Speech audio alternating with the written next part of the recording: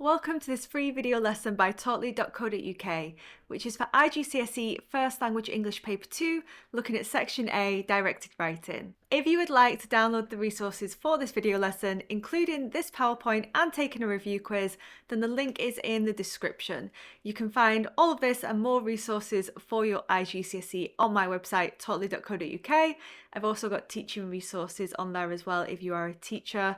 And I've been branching out. I've got some videos in there for IB English A, Language and Literature, and I'm thinking about doing some IGCSE Literature videos too. So if those would be useful to you, do comment down below and let me know. Beginning first of all with some background information about directed writing. Directed writing will appear in your Paper 2, and Paper 2 is worth 50% of your overall grade for IGCSE First Language English.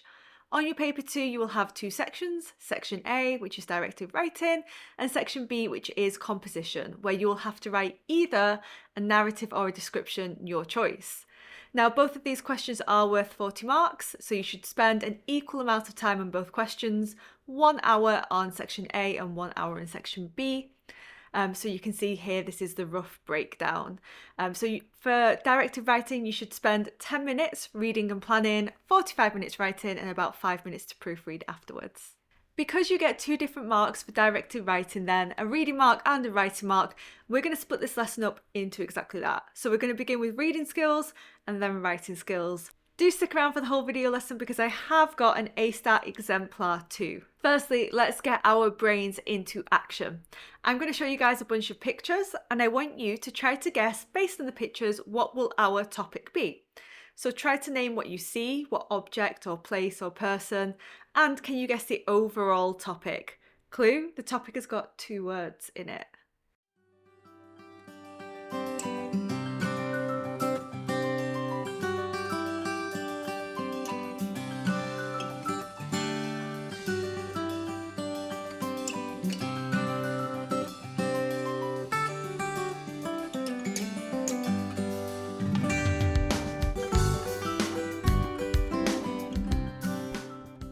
Let's have a look at vocabulary. Here are some of the words that you could have used to describe the pictures that you are seeing. Reusable water bottle, waste sorting, recycling, bags for life, public transport, endangered or extinct, but rhinos are endangered, spray can, sun drying, tree planting, air quality, rainforest, collectivism or protest, organic. Based on these pictures then, what is the topic? Remember there were 2 words, so it's not just environmentalism or sustainability, it's a little bit more specific than that. What is the topic? The topic is green shopping. So green shopping refers to the practice of making environmentally friendly and sustainable choices when purchasing goods and services. Basically, how can you shop in an environmentally friendly way? Here is our question, and you might recognise this from my Paper 2 tips and tricks video. If you haven't already watched that video, do watch it. It tells you everything that you need to know for your Paper 2. So here is our question. Now, we know that Cambridge, for directed writing, usually want us to have a particular opinion. They want us to argue a particular side. Sometimes that's really obvious. Sometimes they will literally say, write a letter to your boss arguing the benefits of podcasts. So you just go, benefits of podcasts, the pros of podcasts. Sometimes you have to go hunting for it a little bit and it's less obvious. Here is our question. What side does Cambridge expect us to argue? Write an article for your school or college magazine with the title, Small Change, Big Difference. In your article, you should evaluate the views given in both texts about saving the planet, give your own views based on what you have read about whether your school or college can make a difference and how. Base your article on what you have read in both texts, but be careful to use your own words, address both of the bullet points. Okay, so just to give you a little hint, the 2 texts that you're going to read are basically, can small changes make a big difference to the environment? The title of your article. Basically, can individuals make a difference? So does Cambridge agree with that or disagree? Here are some hints. Firstly, the title of your article is Small Change, Big Difference. Yes, it's got a question mark, so, there's room for debate. However, clearly Cambridge are trying to push you to have this perspective that small changes can make a big difference. And also, in terms of this part here, whether your school or college can make a difference and how. Now, the and how does definitely suggest that they can make a difference, and you need to suggest methods for making a difference, right? So this is the perspective that's hidden away a little bit, that mostly Cambridge would expect you to argue to get higher reading marks. Small changes can make big differences, and your school and college can make a difference. That is the perspective they are pushing onto you here with this question. Now, if we get down a little bit deeper into the two texts, so Cambridge will always give you two texts that are on the same topic, but that have some sort of debate at the heart of them. There is a central debate, an issue that they are arguing for or against. So let's have a look at our two texts. As we have a look at them, we're going to look at what are their two sides. We're going to have a look for what explicit arguments they are making, and maybe for some ways that we could counter-argue, how we could argue that actually small changes can make a big difference. Explicit ideas and counter-arguments. Okay, so text A, green shopping won't save the planet. So immediately here we're seeing its perspective. This text is an article about individuals and the environment. So the topic, individuals and their impact on the environment. It's easy being green. Too easy. From adorable reusable shopping bags to plastic-free beauty products, the proliferation of green goods makes doing our bit for the planet fun. Indeed, a poll released recently found that most Americans, for example, are shopping for the good of the planet. 76% said that they bought a product specifically because they thought it was better for the environment. Okay, so some of the explicit ideas here. Shopping won't save the planet.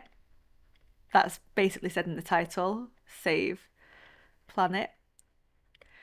That lots of the things that we try to do to save the planet are too easy or just fun, but not actually probably that practical. And some of the things that we do, the examples it gives are shopping bags and beauty products.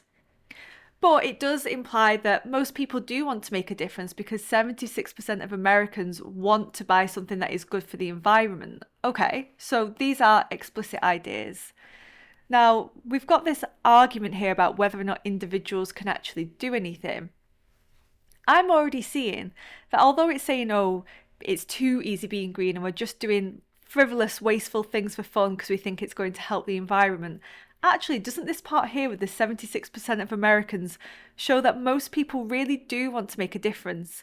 Imagine if you mobilised, if you got 76% of the population to do something, what a huge change that would make. It would no longer be small change, big difference. It would be big change, big difference, right? So already I'm starting to see a way that I could counter-argue the ideas in this article. Let's have a look now at text B. Once again, we're thinking of explicit details and arguments that it's making about the debate, ways that we could counter-argue it, or the ways that we could use it to counter-argue text A.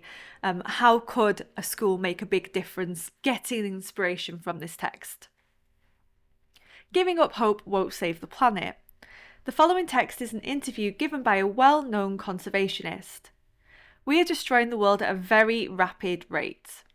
Many people are giving up hope and thinking, well, there's nothing I can do on my own. Rainforests are disappearing everywhere. Big dams are draining whole countries of their water supply as water becomes more precious than gold. There's mining, there's fracking, there's drilling for oil. We're in the middle of a great species extinction. We're losing biodiversity everywhere and we're burning fossil fuels very, very fast. Now, in terms of explicit ideas, how does this one differ from text A? Well, its primary argument is that if you give up hope, that definitely won't save the planet. Maybe buying reusable shopping bags won't save the planet, but do you know what definitely won't? Doing nothing, right? Giving up hope is the worst option of all. There's also this idea as well that the danger is so great, there's this rapid rate of problems that are accumulating, so we really need to act fast. and decisively. And it also lists lots and lots of ways in which our environment is at risk. So we've got the rainforests depleting, we've got issues with water supply, the way that we're getting our energy through mining and fracking, and species becoming extinct.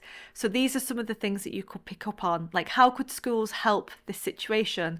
For example, could schools move over to electric buses? Wouldn't that make a big difference?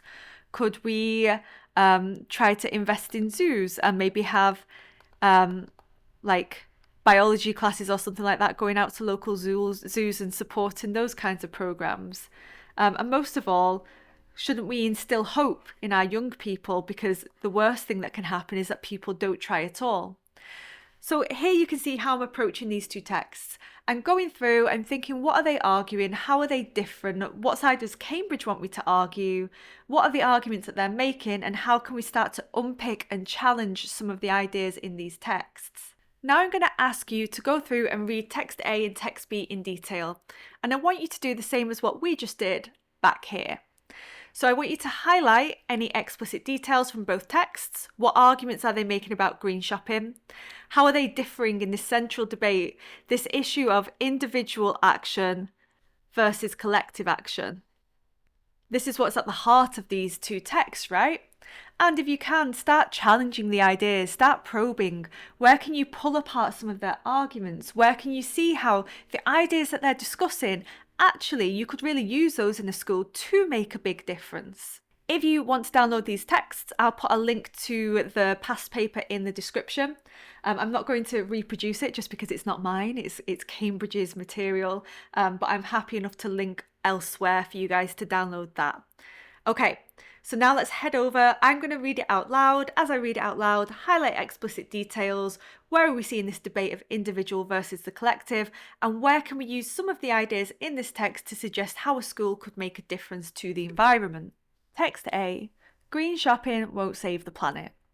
The following text is an article about individuals and the environment. It's easy being green. Too easy. From adorable reusable shopping bags to plastic-free beauty products, the proliferation of green goods makes doing our bit for the planet fun. Indeed, a poll released recently found that most Americans, for example, are shopping for the good of the planet. 76% said that they bought products specifically because they thought it was better for the environment. Shopping habits have become one manifestation of how saving the planet has become a matter of personal change rather than of collective action. See that big debate idea there. However, every example of major environmental progress, reducing acid rain, improving air quality, restoring the ozone layer, has been the result of national legislation, national laws, or a global treaty. We reduced acid rain by restricting industry's emissions, not by all going out and sprinkling bicarbonate on sensitive forests and lakes. Ozone-chomping CFC chemicals were banned by international laws, not by everyone giving up spray cans and air conditioning. Environmental progress is made by forcing people and industry to stop doing environmentally bad things and start doing environmentally good things, not by relying on individuals' green goodwill. Recycling figures are up in most countries, but acquiring consumer goods, buying things, a very environmentally damaging pursuit, is also up. In the reduce, reuse, recycle mantra, recycling is the last resort after all. Just to be clear, recycling, cutting energy use, buying locally, and the rest of what you can do agenda is better than the opposite. I use public transport, easy in cities of course, walk almost everywhere, recycle, sun-dry clothes, keep the house cold in winter and hot in summer, some sacrifice for the sake of the planet, let me tell you. The problem with the emphasis on changing individual behaviour is this: it makes too many of us believe we have done our part.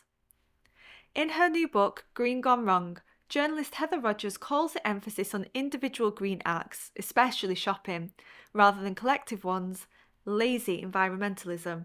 But it's nearly ubiquitous everywhere. When Rogers gives speeches about garbage, someone always tells her they thought, "We could cure our environmental ills by consuming the right products," she writes.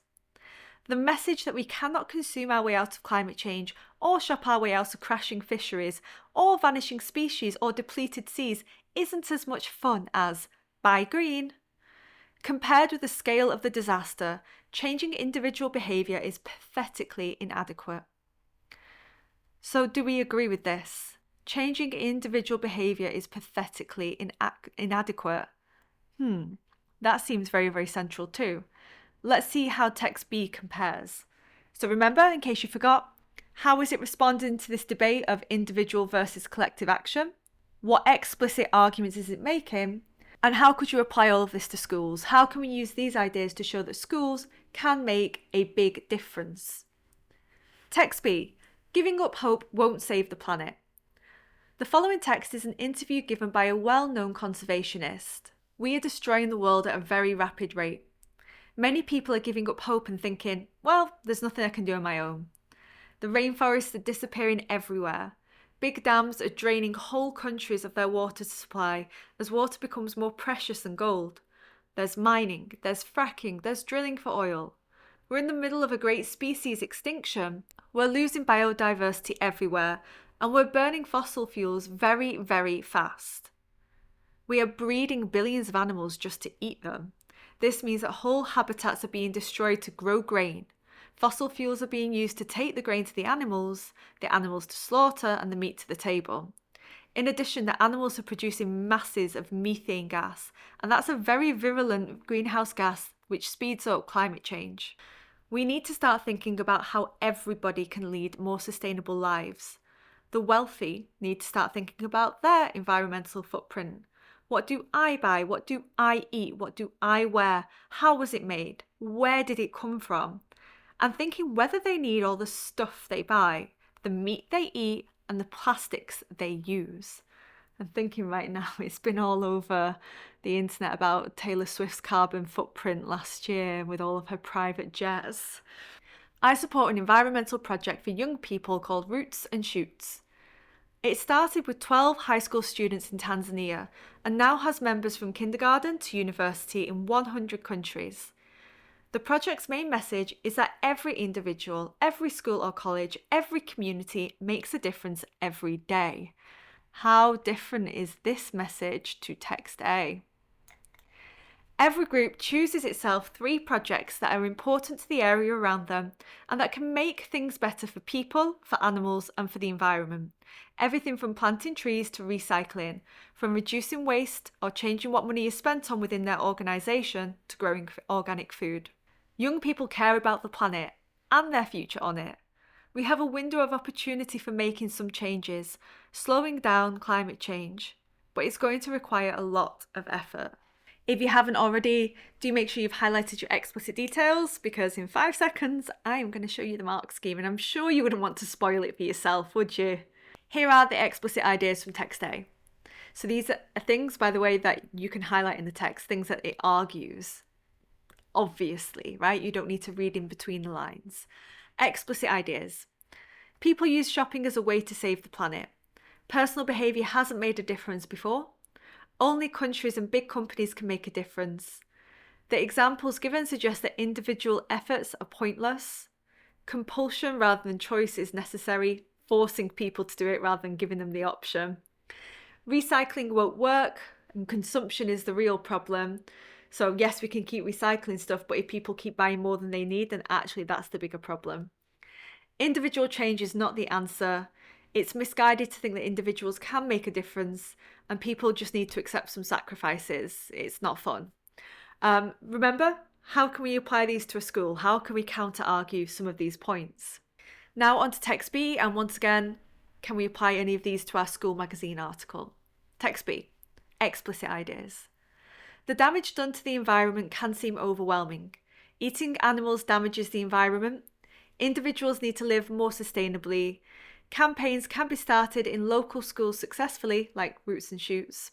Local campaigns can make a difference. Lots of ideas are available to make a change, and we shouldn't underestimate the effort involved. Now notice, as I keep pointing out to you, the debate is individual action versus collective action. Is individual action pointless? Is it only collective action that can make a change? Now we've had a look at explicit ideas, and basically to get a higher mark you need to have lots and lots of explicit ideas assimilated, woven the whole way through your writing, right? Over here you've got a range of relevant explicit details, so everything that you're picking out is relevant to the question and you've got quite a lot of them. Over here you've got relevant explicit details but not a range anymore, and over here you've got a few relevant explicit ideas. But this really isn't the most important part of the reading mark scheme when the examiner is deciding what mark to give you. Actually, the most important part is this word here, evaluation. So what do Cambridge mean by evaluation? Let me explain and then we'll come back to this mark scheme. So Cambridge view evaluation as this: understanding the implicit, not spoken, attitudes, ideas, or logical fallacies at the heart of a writer's argument, thereby giving an effective counter-argument. So basically, you are seeing a hole in their argument. You are seeing an area that they haven't quite extended that you could extend it into, applying it to schools, and therefore giving an effective counter-argument, and that will be evaluation. Basically, evaluation is an effective counter-argument against a specific point that a writer makes. And as I said earlier, Cambridge will often have one side that they expect you to argue more than the other. It's usually not very balanced. If they are kind to you, the way that they were in the November paper, they might actually just tell you what side they want you to argue. The benefits of podcasts. For this one, it's not quite so obvious. Most of the reading marks are for arguing that individual action is still important, but you can gain some evaluation points actually for some of the implicit attitudes that argue, why it is a little bit hopeless. But most of the evaluation points are for this one side of individual action. So, evaluation, an effective counter-argument. Now, if you get one evaluation mark, so one effective counter-argument, that puts you automatically in this band here. The examiner has to give you at least 10 out of 12. Basically, for one evaluation point, you would get 10 marks. For 2 evaluation points, you would get 11 marks. And for 3 evaluation points, you would get 12 marks. Then over here, for 4+ evaluation points, you would get into the top band. Now, obviously, that's a little bit simplified, but basically, that's what it is. If you get one evaluation point, the examiner really does kind of have to put you in that band, unless your answer is really short and doesn't have a lot of details. But that is a pretty hard and fast rule with Cambridge. Now, if you're wondering, okay, but what about the other bands? Over here, you have got no evaluation points, but you are giving your opinion on the topic. Notice here, thereby giving own opinion on the topic. And you have got lots of details. Over here, you have got details with no evaluation and no opinion. So that's basically what the mark scheme looks like and how the examiners mark you.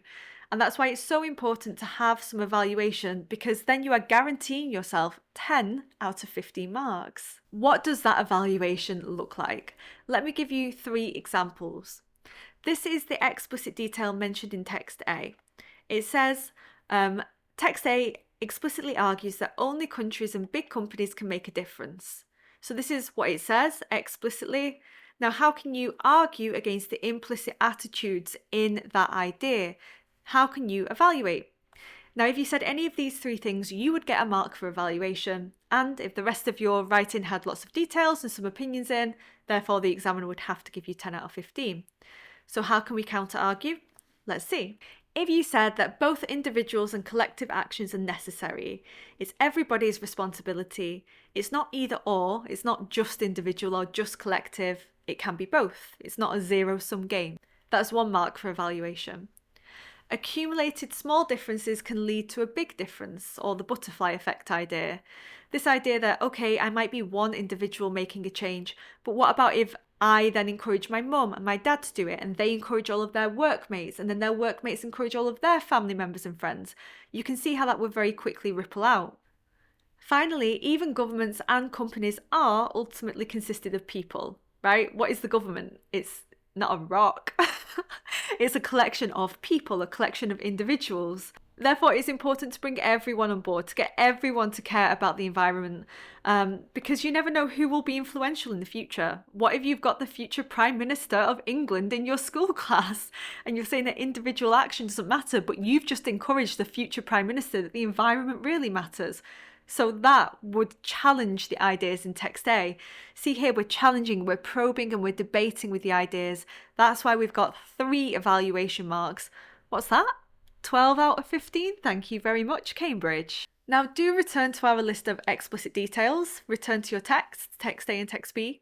Have a look at those explicit details, and just like we did here, how could you counter-argue against these explicit details?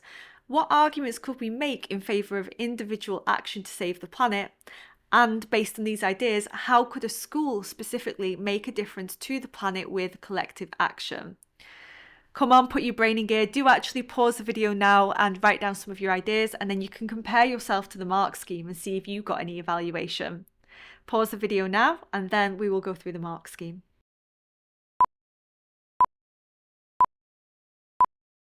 Now these first evaluation points we've already read, stronger together argument. But you'd also get some evaluation points if you spoke about green is only a trend. It's just a marketing strategy, it's insincere, it's a fashion statement. That vested interests like businesses, big corporations push environmental products for profit. Maybe schools could challenge big businesses to be more ethical in their advertising. Even if it's trendy, it helps. So what if people are just buying it for fun? If it helps the planet, like, why do we necessarily care about people's intentions here? Don't we just care about the end result, perhaps? Thinking especially about schools, if you educate people when they are young, those changes will really stay with them for the rest of their life, also known as brainwashing.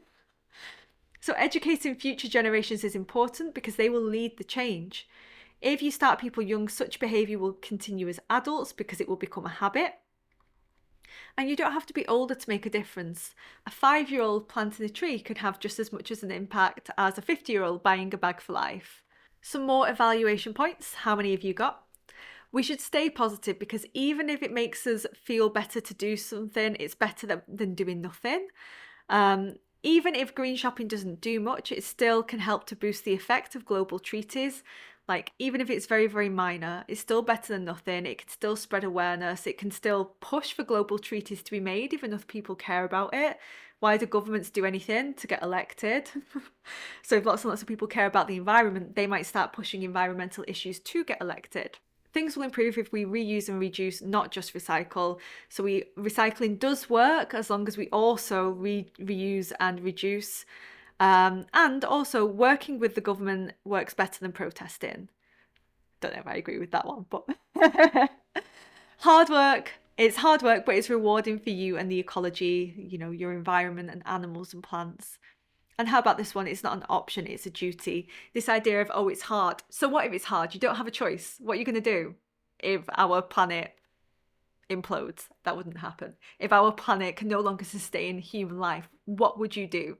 Do you even have a choice? It's kind of like a false choice, really, isn't it?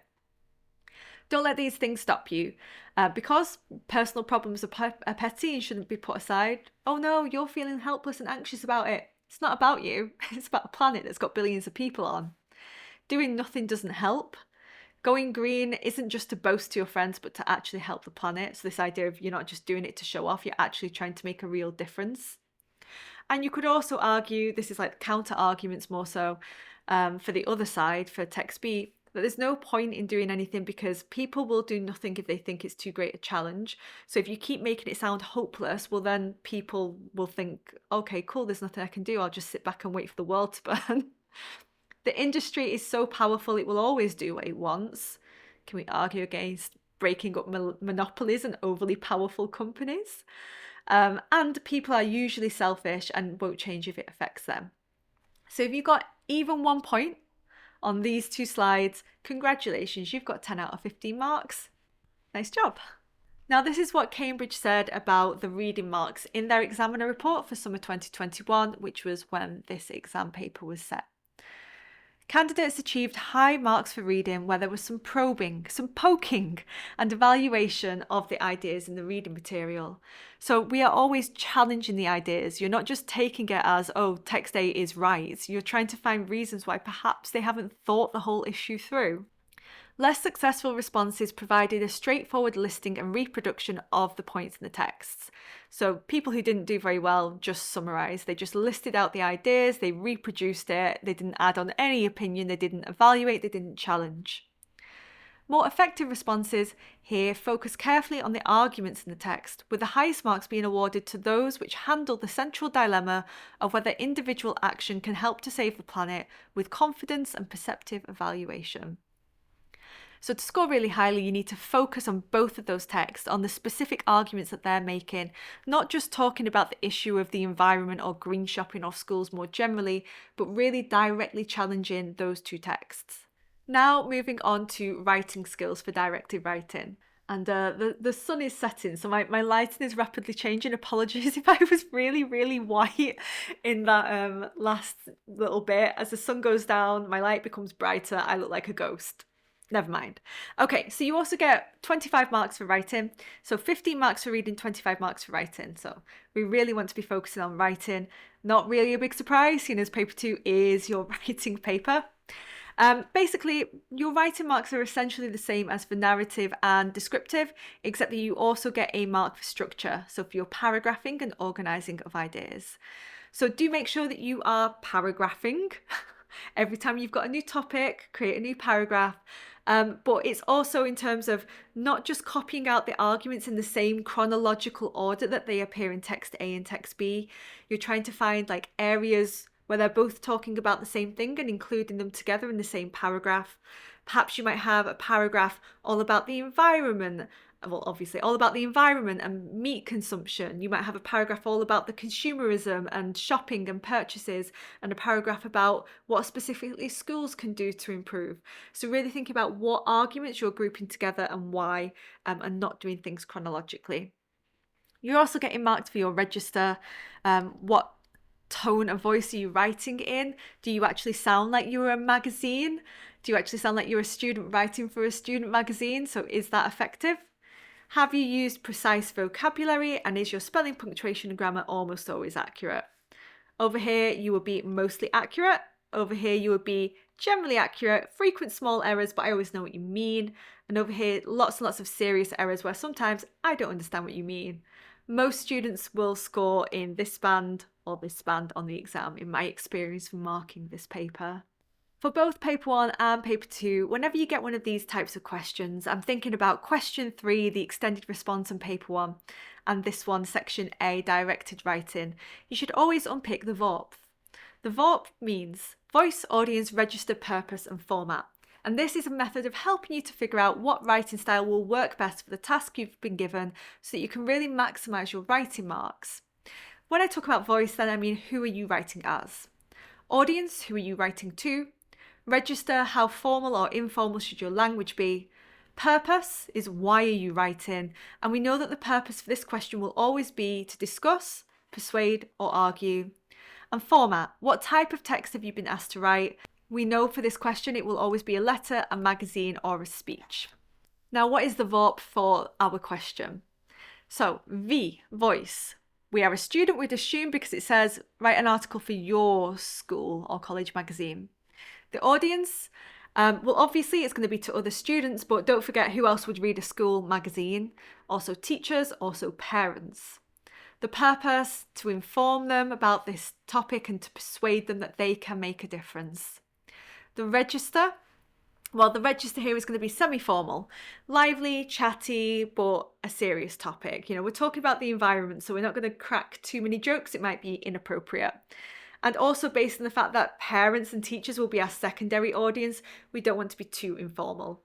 I mean, this is just some advice generally for Cambridge. Don't write using slang. Don't use gonna, wanna. Always use proper standard English. Always use correct spelling, punctuation and grammar, because this is an English test, right?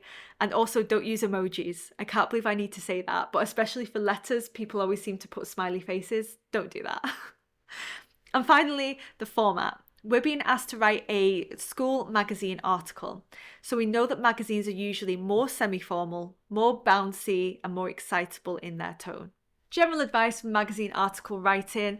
I have got a full video talking about magazine articles and also how to write the other text types that might come up on your exam.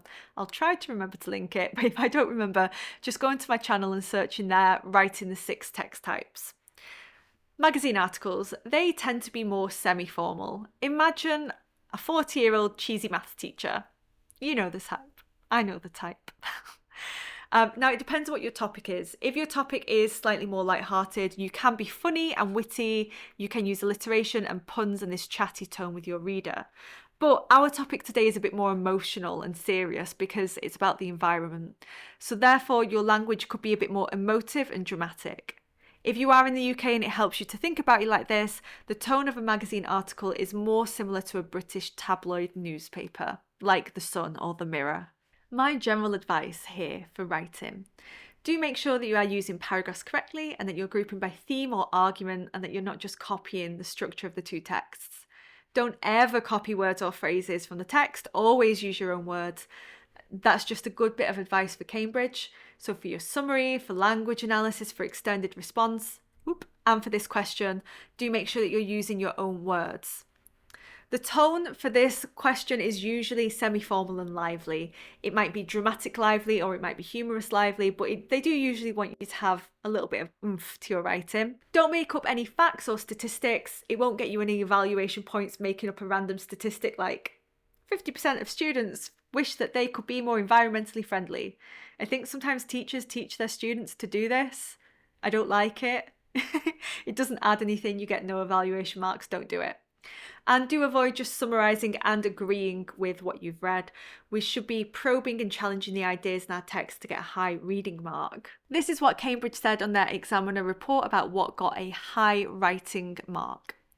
The most effective responses paid specific attention to the audience and style required for the task. These were lively but evaluative in style, using ideas from text to create and structure arguments and often employing rhetorical devices such as questions, exclamations and calls to action. So maybe some rhetorical devices like a rhetorical question. A tone which reflected the familiarity between the writer and the audience worked well for some. So remember, you are a student writing for other students, so showing that relationship, that you've got this shared environment, that you both go to the same school.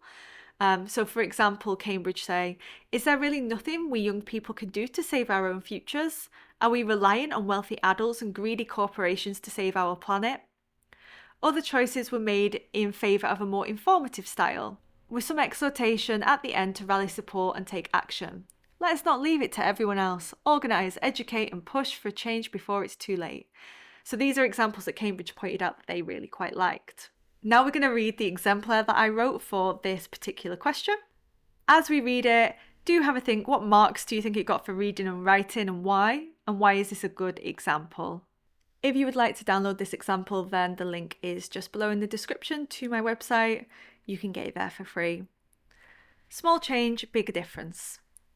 It has never been more critical to tackle the climate change issue, and yet some would argue that individual action is meaningless. Some critics would scoff at our Knightsbridge High water bottles, roll their eyes at our school allotment, and dismiss our move to electric school buses with a wave of their hand. Yet I know that students, parents and teachers passionately feel that our changes can make a big difference to the planet. Notice here that I've given the name of the school. I made this up. And I've listed things that, a school could be doing. So I've made it up that they've got these water bottles, they've got a school allotment where they grow vegetables, and that they've got electric school buses. All of this makes it sound like I really go to this school, as well as being relevant and on topic. And also notice as well, I'm using collective pronouns, our, because I am a student writing to other students, and I'm recognising my secondary audience of parents and teachers here. Though there is an issue with the commercialisation of green issues, that doesn't mean that we should give up entirely. If large corporations want to cash in on recycling and protecting endangered animals to improve their brand image, it still promotes awareness of these issues. True, the The problem comes when individuals buy from a so-called green company and then think they've done enough and that they don't need to act anymore. But our community isn't built of lazy environmentalists. What's lazier than doing nothing at all? Most young people do care and want to get involved. If 76% of people buy products for the environment, doesn't that show the eagerness to get involved? Isn't it better to harness the will of people who want to help but don't yet know how to do it efficiently, rather than mock them for being part of the capitalist machine? Schools are the perfect place to begin cultivating the global citizens of tomorrow. Nowhere can collective action be made more evident than in a school, as we see that each of us individuals form classes, and our classes form year groups, and year groups form a high school with over 1,000 passionate students. Knightsbridge could start a campaign to raise awareness of climate issues, such as the impact of meat on the environment and the dangers of reliance on fossil fuels. After all, we've introduced Meat-Free Mondays. Imagine not just our 1,000 current students becoming ambassadors of these issues, but the network of people we will interact with throughout our lives, from future friends we've not yet met to workmates at the successful careers we're all surely destined for. Through our global citizenship lessons, we have all learned that truly impactful change comes from a governmental level. Just think of banning CFC chemicals, which were destroying our ozone, or reducing acid rain through cutting emissions. Yet we must realise that governments and corporations are also formed from people, and it could be us as leaders of the future. Not only that, but we also have the power to influence these entities by lobbying the government or by choosing which party we vote for at elections. We shouldn't act helpless, as though these institutions are entirely out of our influence. Ultimately, tackling this impending climate disaster will take hard work, but it's not a luxury to decide whether to get involved or not. It is our duty, our moral imperative to save our planet. If not us, then who? As the younger generation, no one has more to lose than us. Now is not the time to give up hope. Now is the time to understand that saving this planet will require individual and collective effort. It's not either or. Let's encourage our prefects, teachers, school leaders and parents to invest not just in their children's educations, but into the very planet that sustains our ability to breathe clean air, admire cerulean skies, and accomplish our dreams beyond the present day. Together. Well then, what marks do we think it got for reading and writing, and why? Now we're going to mark the exemplar, and we'll do it separately. 1 mark for reading, 1 mark for writing, just as your examiner would do. As we grade it for reading then, go through, and anytime it's got an explicit idea, you should give it a tick. Anytime it has got an evaluative counter-argument of implicit ideas, write eval. And anytime it is developing ideas by adding on extra information like opinions on the topic, but it's not quite evaluation, write dev for development. So tick, eval, evaluation, dev, development. Here is an example of 1 paragraph that I marked. So beginning then with the explicit ideas. So this idea of recycling and of endangered animals, that we don't need to act anymore, and environmental and lazy environmentalists, the 76% as well. These are all explicit ideas that we have got directly from the text. Some development, I've developed that it is commercialisation and that young people do want to get involved. These are opinions or ideas that I've developed. But then in bold, I have got my evaluation. And you can see I've got 3 evaluations in this 1 paragraph. So evaluation for, it still promotes awareness of these issues. What's lazier than doing nothing at all? And this last one here is talking about this idea that you're saying that basically people don't really care and can't make a difference, but 76% of people want to make a difference. So that's counterintuitive there. So you get an evaluation mark for that as well. Where would we score it then for reading? So for reading, this would score 15 out of 15 marks. Why? The candidate challenges ideas in both texts, interweaving ideas throughout their writing. Shows a sophisticated understanding of the debate at the heart of the text about the tensions between individuals and larger institutions in tackling climate change. Yes, I did write this and mark it myself, and I did write this examiner comment about myself, and I enjoyed every second of it, okay? Let me have what I can get. 15 out of 15 marks here. Remember, if you're getting 4+ evaluation marks, you're probably going to be getting into this band. And this example has got at least 2 evaluations in each of the main body paragraphs, so it would definitely be in the top of the top band. Now we will grade it for writing. So anytime you have got a spelling, punctuation or grammar mistake, or just something that just sounds a little bit weird, you'll give it an underline. A V for impressive vocab, an R for an effective register that really sounds like a student magazine. Let's have a look at one paragraph together here. So impressive vocabulary, this is vocabulary that's used to great effect. It sounds good in the context it's used and it's correctly used. Cultivating global citizens, evident, reliance on fossil fuels, ambassadors of these issues, a network of people we've not yet met, and careers we're all destined for. These bits of vocabulary are very precisely and effectively used in their context. Next we have got register. So where am I making it sound like I am a school magazine and I am also a student just like you? Firstly, I've given the school a name, which some students just wouldn't even think to do sometimes. I'm also using collective pronouns like us and our and we. I'm talking about shared knowledge, like things that we all know the school has done, like introduced to Meat Free Monday. Think about you and your classmates. You've all got this shared history and these kind of shared in-jokes, like I was talking about the electric school buses earlier on. So you might want to make something up like that to reference.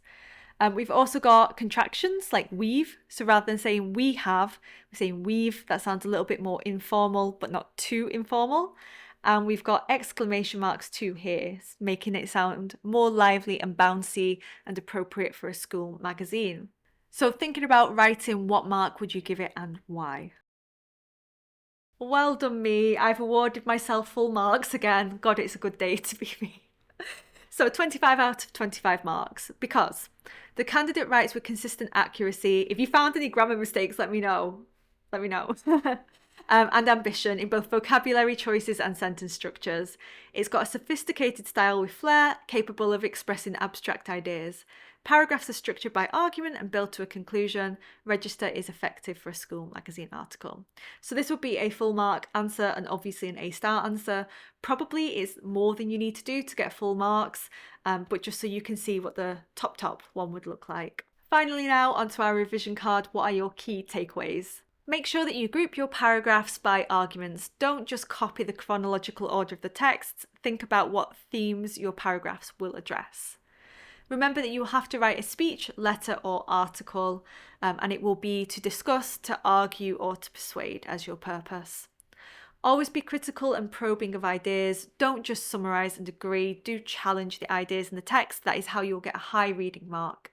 The tone will usually be more semi-formal but lively. Never ever use slang though. Remember to identify the VORP in your question. That's your voice, audience, register, purpose and format. Do not copy from the text. Always use your own words. Remember to analyse the question to decide what perspective Cambridge want you to have. What point of view, what side are they expecting you to take more so than the other? And remember to include explicit details from both of the texts. You want to make sure that you're showing that you do understand both texts, so don't just ignore one of the texts. I really hope that this video lesson has been useful to you. You can see how long I've been filming it by the way that the sun has been going down. It's actually the second time that I filmed it, because the first time the sound didn't record. So please do like it, because if you like this video, like, subscribe, leave a comment, ask me questions down below.